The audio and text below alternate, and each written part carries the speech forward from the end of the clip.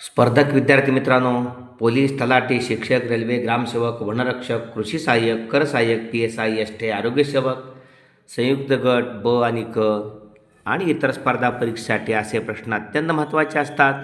संख्येचा वर्ग करा, मग 2 अंकी संख्येचा असो किंवा 3 अंकी संख्येचा वर्ग असो. प्रथम 2 अंकी संख्येचा वर्ग कसा करायचा पहा. 78चा वर्ग करायचा आहे. एकक स्थानच्या अंकाचा प्रथम वर्ग करायचा. 88 64ला 4, हातच्या आले 6.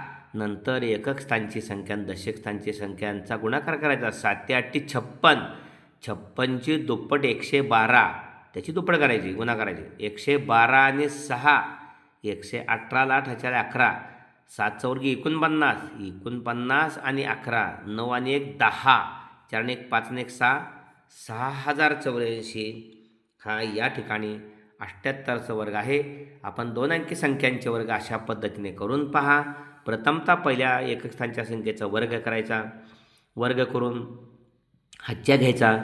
2 अंकी संख्येचा या ठिकाणी संख्यांचा म्हणजे जे अंक आहेत दशक स्थानी आणि एकक स्थानी यांचा गुणाकार करून त्याची दुप्पट करायची. दुप्पट करून या ठिकाणी संख्या देऊन हातचा जो काही असेल तो दशक स्थानच्या अंकाचा वर्ग करून त्यामध्ये मिळवायचा. म्हणून 78चा वर्ग या अनुषंगानं 60,084 असा वर्ग आहे. धन्यवाद.